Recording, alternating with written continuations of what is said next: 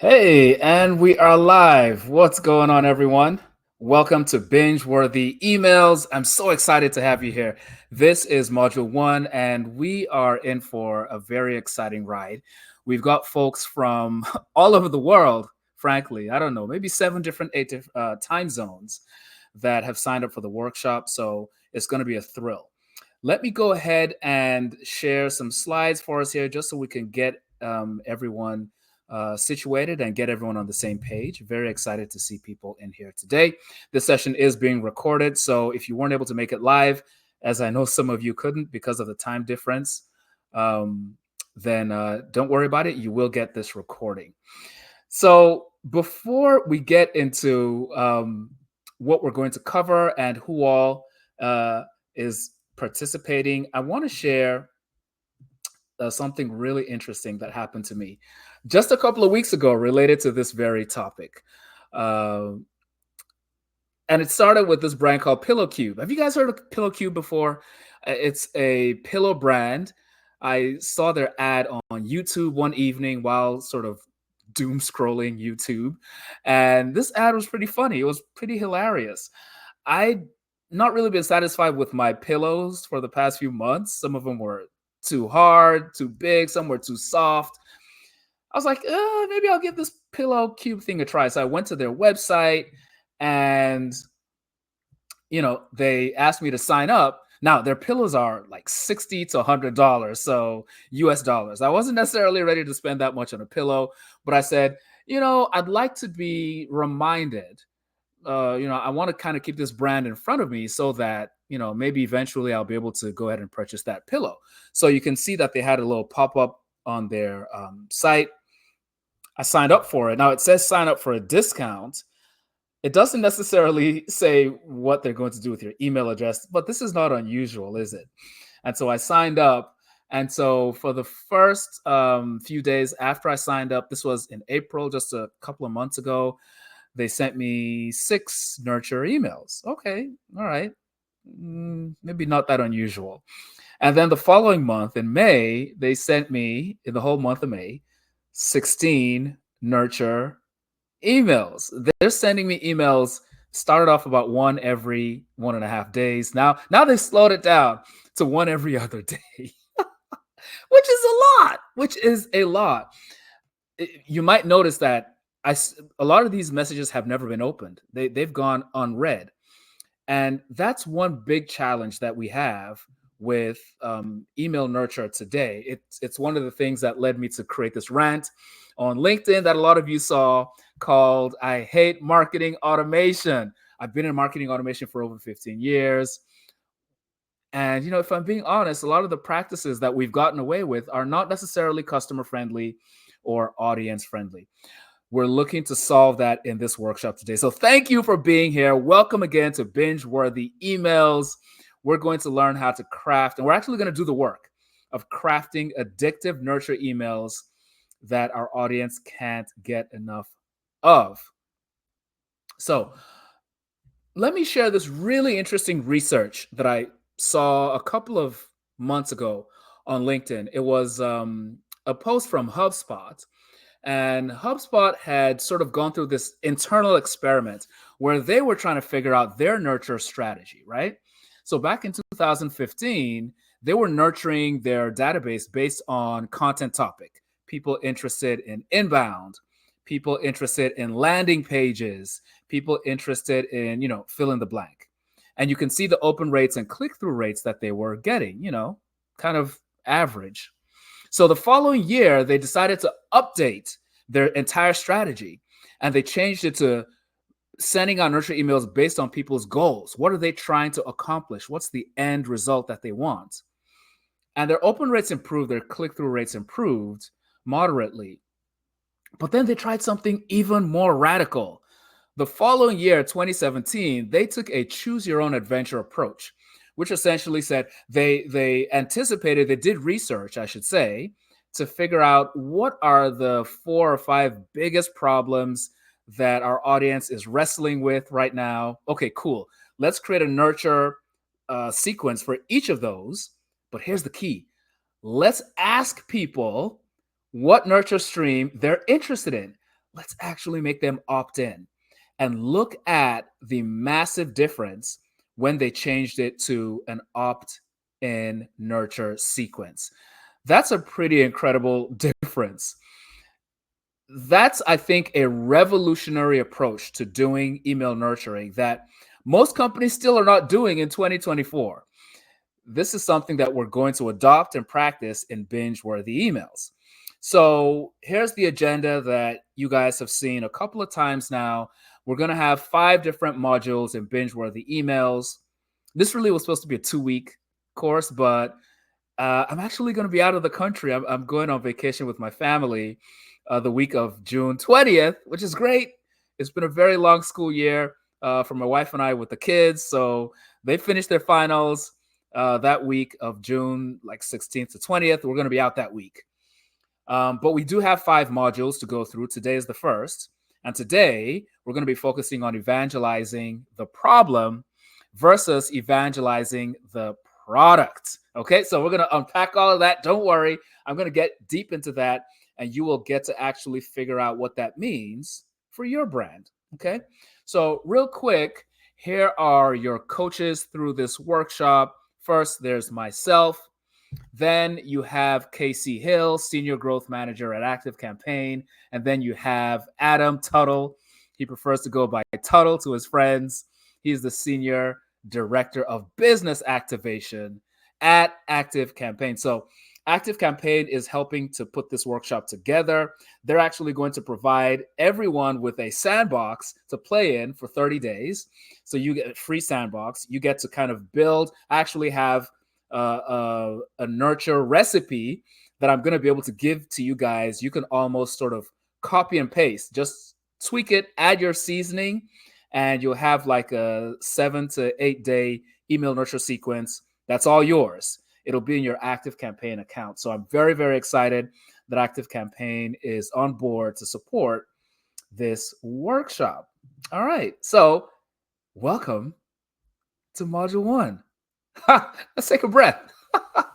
So real quick in the chat, let me know where you are hailing from and what time it is where you are. I'd also like to know, I love asking people this question, what are you binging right now on Netflix or Amazon Prime or Hulu or whatever your streaming network of choice is? What are you binging right now? This is relevant. This is going to come up a little bit later, so it's part of the homework. Let us know in the chat what you're binging.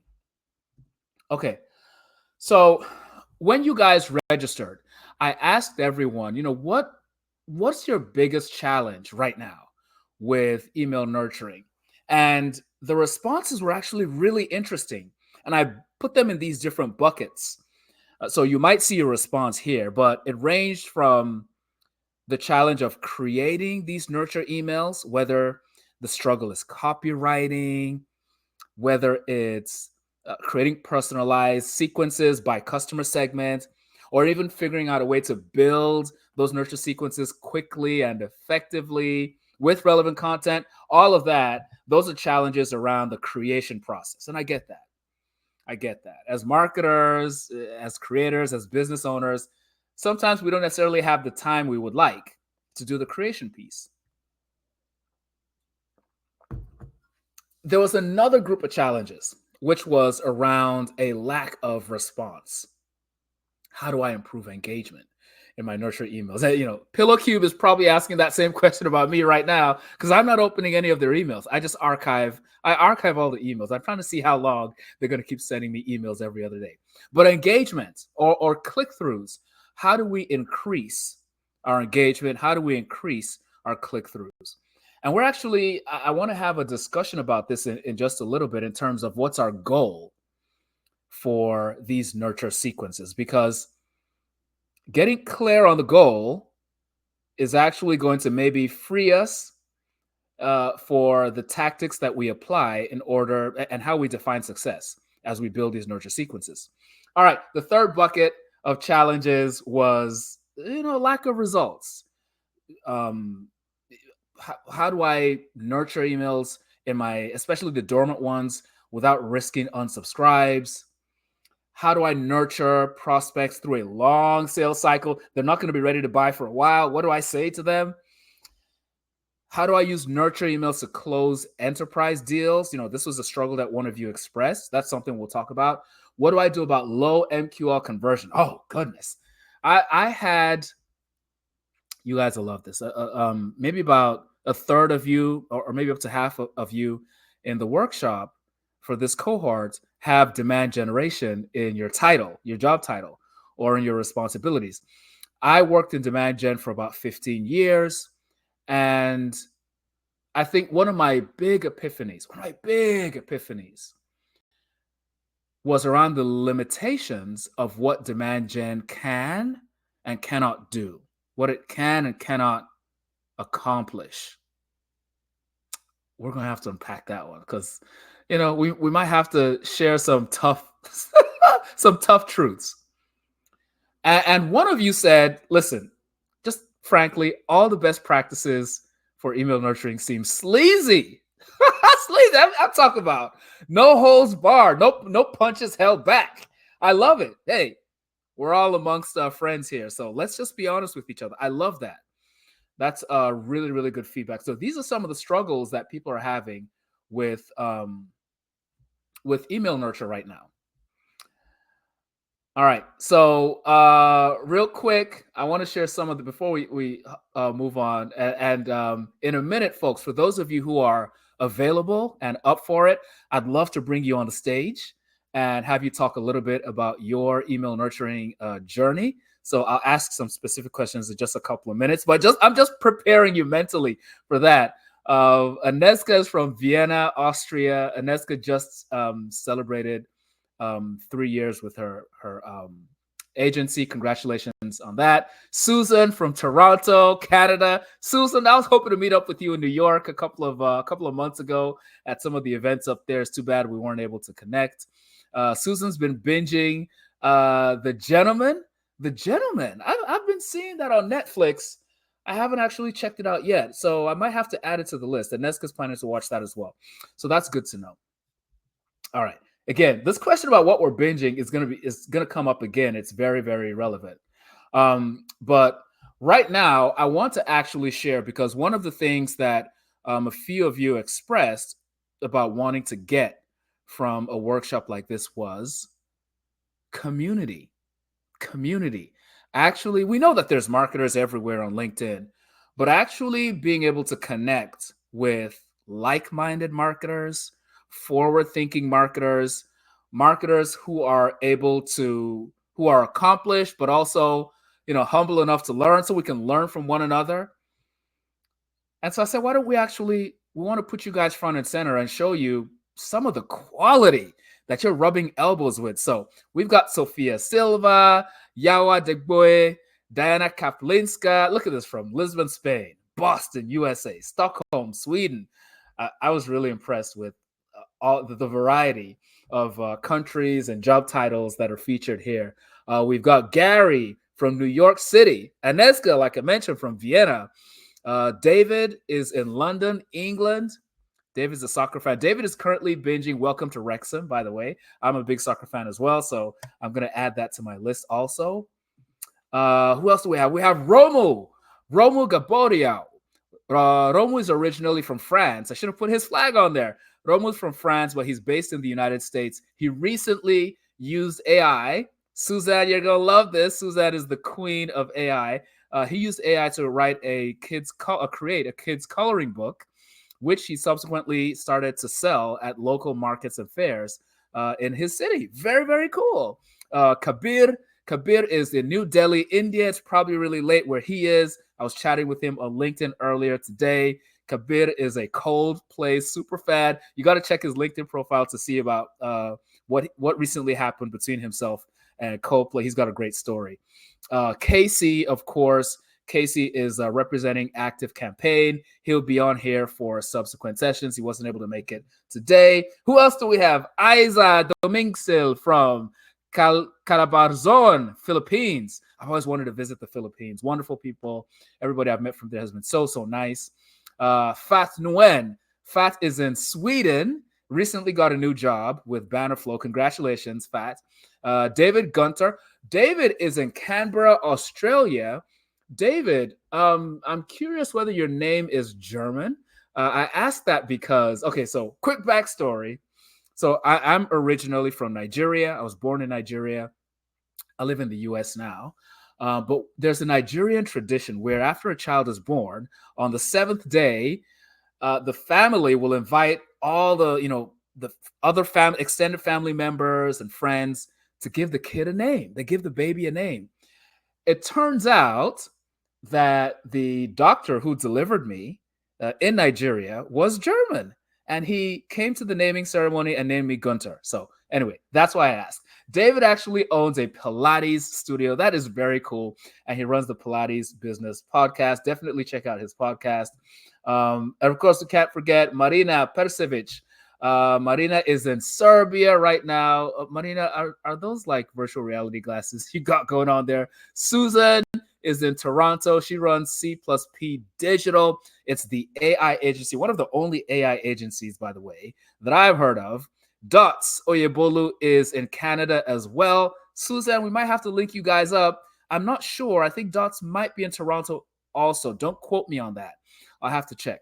But some really, really sharp people in this group. So we're going to make sure we have a Slack group. We're going to make sure you guys can spend a lot of time together and learning from one another. All right?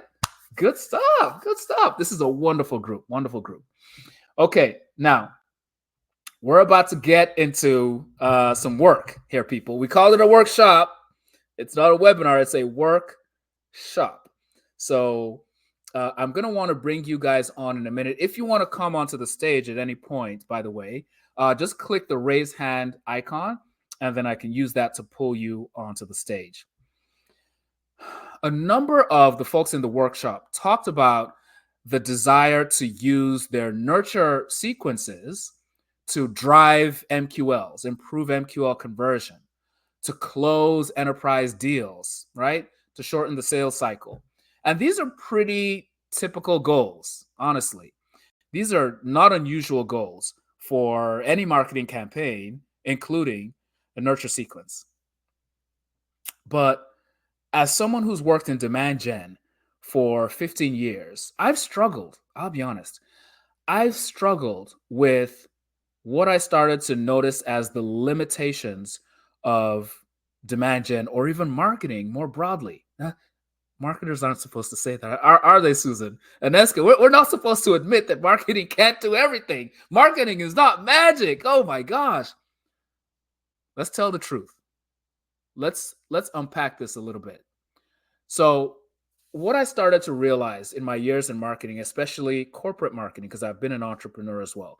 In my years of corporate marketing, I started to realize that it's actually very difficult to take someone, especially a company, a complicated organization, to take that entity who currently does not have demand for your category of products or solutions. They don't have demand. And through, your gift of persuasion, through your gift of copywriting, through presenting them an amazing offer, you actually switch them from not having demand to all of a sudden having demand. I, for a long time, as a young marketer, thought I was just that good, Aneska. I thought I could convert people just because, hey, listen, I know them better than they know themselves. And yeah, you can't just sprinkle a little bit of marketing magic and bring people in market. In market, for those who may not be familiar, for our younger marketers, essentially means a company, they might be the right ICP, the right ideal customer profile, but they currently have no, look at the acronym here, FAINT. Maybe a more well-known acronym is BANT, B-A-N-T, but it was updated a few years ago to throw the I in there. And let's actually dig into what that means. Okay, so the F, or what used to be a B before, it used to be called budget, now it's called funds. That's, do they have the money? Do they have the money to actually buy what you're offering? Susan, I love how you shared the fact that you have a really small email list. I think you mentioned 44 at the time, 44 email addresses, people, on an email list. And Susan was able to generate her first 6 figures from an email list with 44 people. Obviously, those were people who were not only the right ideal customer profile, they also had the funds. They had the funds. So, way to go, Susan. We're going to want to hear you break that down completely because that is very cool. Before demand can exist, the person or the entity has to have funds. Number two, they have to have authority.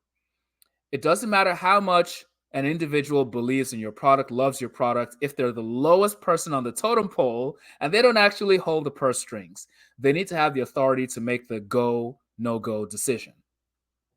The third element is interest. All right. So they realize they have a problem and they have a desire to solve it. This is the one. This is the one that I think marketing can actually influence. I think it's hard for us to impact funds. If a company doesn't have money to buy a product, they just don't have money. If an individual at that company is not the right job title, they're not senior enough to approve the deal, there's nothing you can do to change that. Whether or not they're interested, whether or not they're aware they have a problem, and are interested in solving it, now that's where marketing can flex its muscles a little bit. Okay, we get that. What about the N? The N is need. Do they have that urgent problem or not? Oh, Aneska, you're going to love this one. So I heard this many years ago, and it stuck with me ever since. It's sort of a metaphor that asks the question whether, as a company, no matter what your company is, it asks, are you making vitamins or painkillers? I'm sure you heard that before. I actually need to take my vitamins after this. But are you making vitamins or painkillers? Now, what's the difference? Vitamins are good for us. We take them every day, or we can take them every day. If we don't take them, we often don't notice. It's not that big of a deal. On the other hand, if you're making painkillers and someone has a headache, they almost don't care what brand it is. They almost don't care what price it is. They just want that solution, right? So when we talk about need, and this is hard, we have to be honest about whether the need is a real need, an urgent need, or just a want.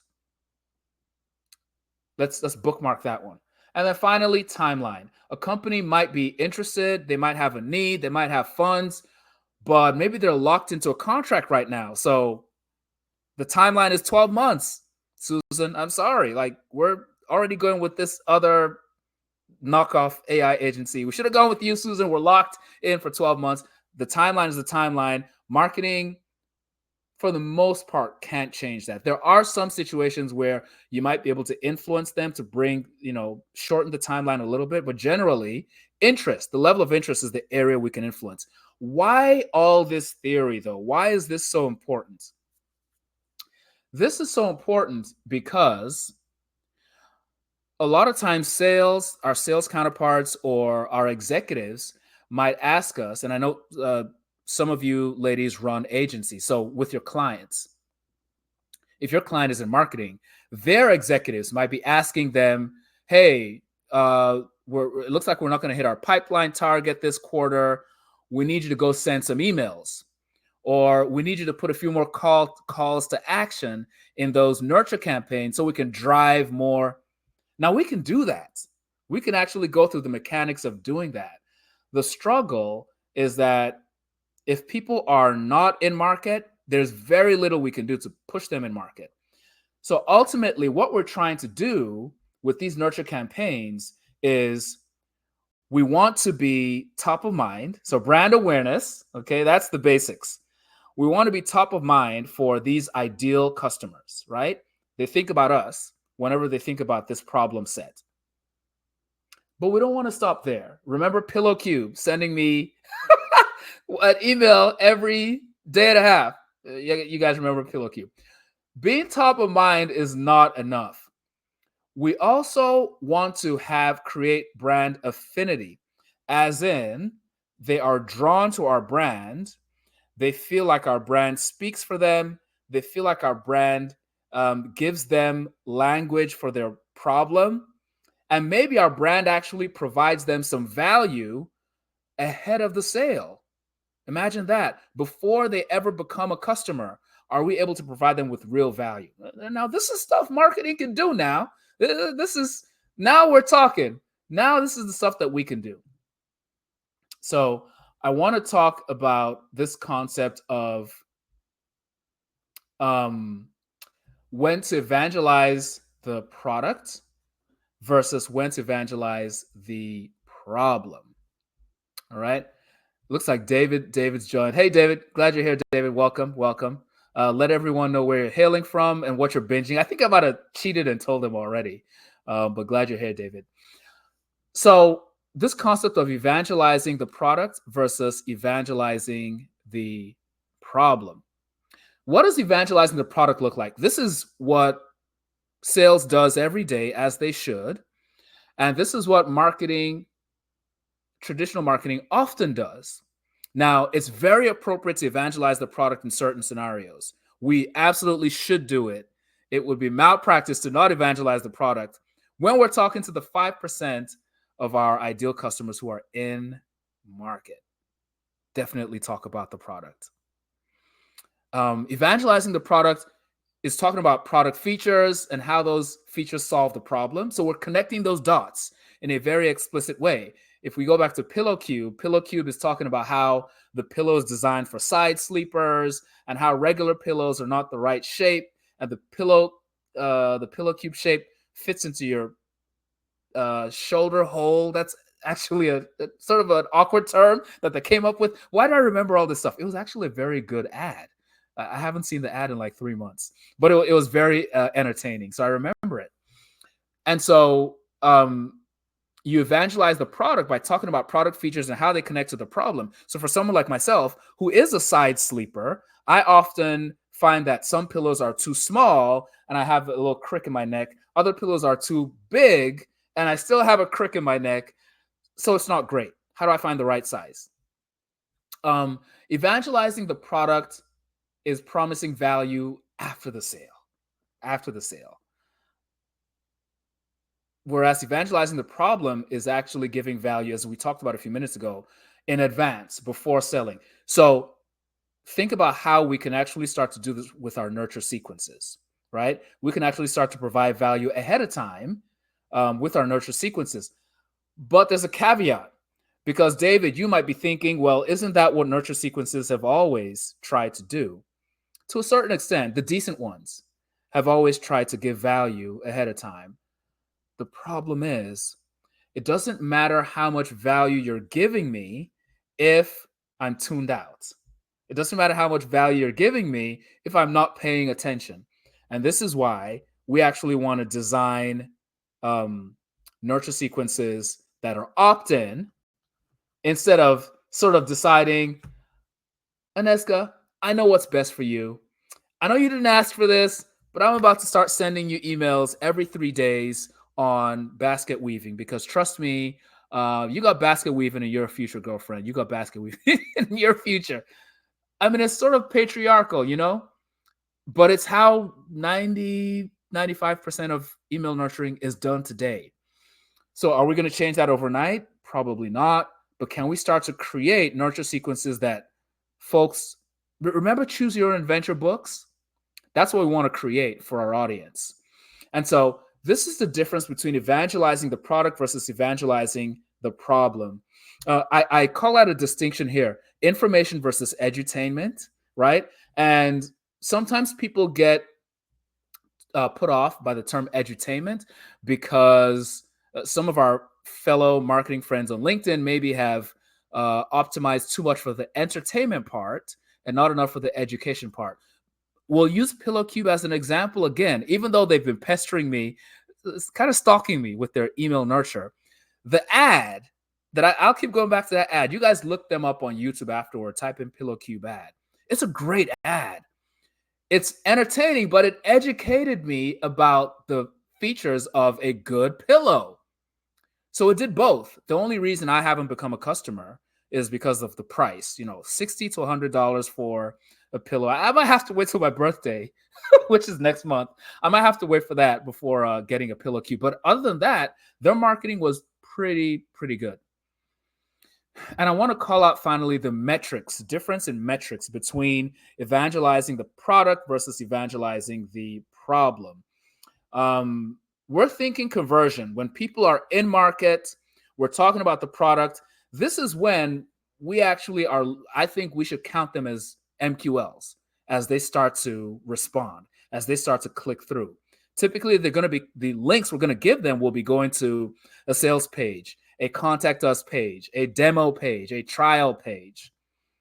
On the other hand, if we're evangelizing the problem, the metrics are engagement. Are they replying to emails? Are they clicking through on emails? Are they opening emails? Are they consuming more of our content on the blog, on social? So this might seem like just an academic difference, but what we're trying to do here, it's so important for us to agree on where we're trying to go before we start building these nurture sequences. Otherwise, we might end up trying to build and optimize for the wrong thing. We might start talking to these 95% of ideal prospects. These are the right people, folks. We don't want to tick them off. We don't want to turn them off. We might start talking to them as if they're in market because we're just so eager. We just want that sale so badly. And okay, story time. Can I just share personally? Can I just divulge real quick? We're amongst friends, right? This isn't being recorded, is it? Okay, it is being recorded. All right, I might have to clip this out. So I want you guys to go back with me. Let's go back to those middle school days, or for those of us who came up in like a British school system, secondary school, the teenage days, adolescence, puberty. I was a very, very shy, very socially anxious kid, right? I felt like I wasn't quite as witty as my friends. I wasn't quite as quick on the draw with the conversation and the funny comebacks. And this was tough. This was tough for a young man. I'm actually a dad of 2 boys right now. And I'm like, geez, that's an awkward period because my kids are teenagers. So how did I get through that period? How did I make it through? I discovered almost unintentionally, that I had way more success with speaking to young ladies when I stopped trying to be interesting. It's ironic. It's counterintuitive. And I started to be interested. You see what I did there?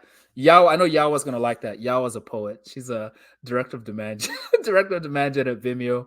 By day, she's a super poet by night. That's my amateur poetry career. Yawa, grand opening, grand closing. Yes, I found that I had way more success because why do I say I found that by accident? Well, because I was simply trying to deflect attention from myself, and so I would ask the young lady a question about herself. She would start to elaborate. And then I'd ask a follow-up. I'd listen. I'd pay attention, people, young men, and I'd ask a related follow-up question, and then another related follow-up question. And by doing that, I didn't have to speak that much at all. But I started to realize that these young ladies started to regard me as a great conversationalist. Go figure. And this all comes back to this idea of what's our goal in the email nurture. If we're trying to close the deal in the first conversation, like Pillow Cube has been trying to do with me every other day, trying to say, are you ready to buy now? Are you ready to buy now? How about now? How about now? It's getting kind of annoying. If we're doing that in our nurture emails, people will, if they don't unsubscribe, they might simply ignore our emails, archive our emails, and that's not a good thing, training people to actually ignore your brand. On the other hand, if you're looking to build engagement, then you're asking them questions about themselves. You're learning about them. You're actually starting to enter the conversation going on in their mind, giving them words for their problem, right? Just like I've started using the term shoulder hole. It's still weird, but it's stuck in my head now. Thanks, Pillow Cube. I think I'm quietly resentful that they're making me use that term. So that's what we're looking to do with our nurture sequences. All right, so we have homework for today, right? And we're going to be collaborating in the Slack group on the homework. So I'll send everybody the link. If you haven't joined the Slack group yet, I'll resend you the link. Don't worry about it. Let's go ahead and jump on in there after the call. But one thing we're going to want to do is we're going to want to I define our ICP, our ideal customer profile. So you'll have a worksheet. I'll send you a link to a Google worksheet as well that you can fill out. But the more that we can actually do this together, folks, the more Susan, David, Anezka, Yawa, the more we can do this together, the more we can bounce ideas off of each other because we're all experienced marketing veterans. And I think we can only, iron sharpens iron. We can only help each other. So we want to sort of explicitly call out what our ICP is. You guys know, you know better than I do. When it's in our head, we're able to get away with not being explicit. So I'm going to ask you to be explicit with who is your ICP, not just the demographics, even though you can start there. I want the psychographics, the values, the beliefs, the buying triggers, the purchasing behavior. Let's flesh this out. I also want you to define your negative ICP. So who are you not targeting? And Aneska, actually, you guys check her out on LinkedIn.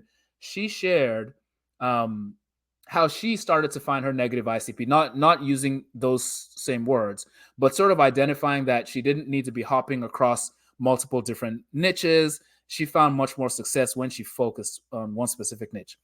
And then I want to know what your value proposition is. How well do you uniquely meet the needs of this target audience? So I think, for example, Susan, you run an AI agency and you're using AI, artificial intelligence, to help small and mid-sized businesses achieve their revenue outcomes. I'm not saying that quite right, but I believe you are targeting SMBs. You're doing it in a unique way. You're using AI. So yeah, let's see how well we can flesh these out. Again, if anybody would like to come onto the stage to talk about their ICP, we can help you. We can help you workshop it. We can help you workshop it. That's why we're here. We have some great minds on the call here today. So let's get some participation going.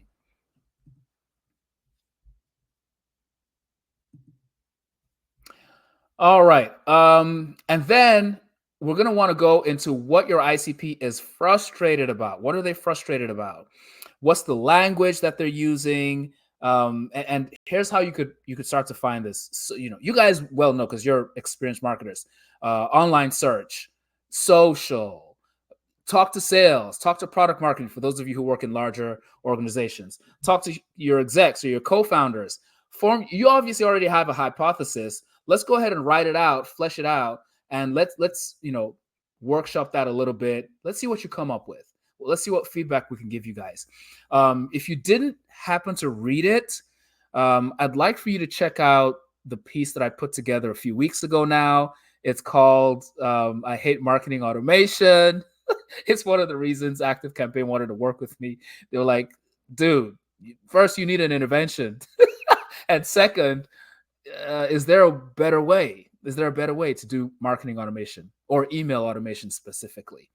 So I often have taught, when I've had marketing clients, I've often taught them that when possible, I'd like for them to create almost a manifesto, basically capturing the language of frustration, of pain, of anger, of disappointment that your ideal customer is experiencing, and putting those words to light, almost becoming a beacon, a lighthouse in that space. You're not necessarily talking about fixing the problem at this point. You're just shining a light on the problem. Most companies, most of your competitors are not doing that. Most of them are jumping several steps to the solution.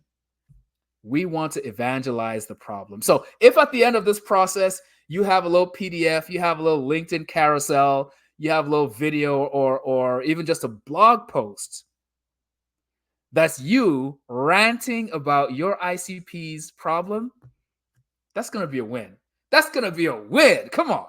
So I want you guys to really think about that. And that's something I'd like to start bubbling in your creative psyche over the next couple of days. All right. Good stuff. So we talked through a lot of these challenges already, some of the biggest challenges that folks are experiencing with email nurturing. We're going to be able to tackle a lot of these in this 2 to 3 week workshop. Some of them, as we've talked about, like closing deals, MQL conversion, they may not be in scope for this particular workshop simply because we're trying to craft nurture sequences for the 95% of folks who are not in market today, which means we're not selling to them. We're not asking them to go check out a demo. At least, let me caveat that, because you don't want to hit people over the head with your offer, but you don't want to neglect making that offer visible for when they are interested. And so the model that I practice and the model that I recommend is you create these short nurture sequences. They're finite nurture sequences. They're based on the top 4 to 5 biggest problems that your audience experiences, right? Just like I shared with the HubSpot approach, the choose your own adventure. And at the end of each of those sequences, each sequence could be a week long, right? Maybe 5 to 7 days. At the end of the sequence, after you've taken people from point A to point B, then you give a soft pitch offer at the very end, like a PS. If you're interested in getting help with XYZ, you put the link. If you'd like help with ABC, you put the link. That's it. Most of the folks, because they still won't be in market, won't take you up on it. But every now and then, a few of them will. And the fact that you provided such brilliant value to them for free in an opt-in fashion will totally skyrocket the trust that they have with you. And if they are in market, who are they going to want to talk to? They're going to want to talk to you, Susan, to you, David, to you, Anezka, and so on. So that is the idea. We will ultimately do some soft sells, but ideally only at the very end of the nurture sequence. All right, folks. Cool. So we're coming up to the end of module 1. Let's talk next steps. Your next steps, you've got 3 of them. The first, join the Slack group, introduce yourself. I've got a little video in there. Check it out. I ask a few questions in the video. I'd love for you to answer them. Secondly, I'll send you a link so you can sign up for your free Active Campaign Sandbox. That's where we're going to get to play around with all of this email automation stuff in real time. And I have like a plug and play, copy and paste nurture template that I'll be providing to you after you're signed up. That way you can just hop into the template. This helps with the copywriting piece. You can just start to switch out words and paragraphs and phrases and make it your own. And then finally, I'll send you a Google worksheet about evangelizing the problem. All right, now you got to roll those sleeves up. You're going to have to roll those sleeves up. This is where we actually start to do the real work. At the end of this workshop, you will have your nurture sequence done and dusted, ready for launch, and ready to have your ideal customers excited and clamoring to receive that next email. That's all we got for module 1. Thanks for joining, folks. I try to make these efficient. I know everybody's busy, so I'm really, really excited that you were able to join. We've had folks joining from Austria, from England, from Canada. My goodness, this is an impressive group. Looking forward to hanging out with you guys in the Slack group. This recording will be available, as will all the links that I promised. Thank you so much. You're doing an awesome job. I'll see you in the Slack group. Bye for now.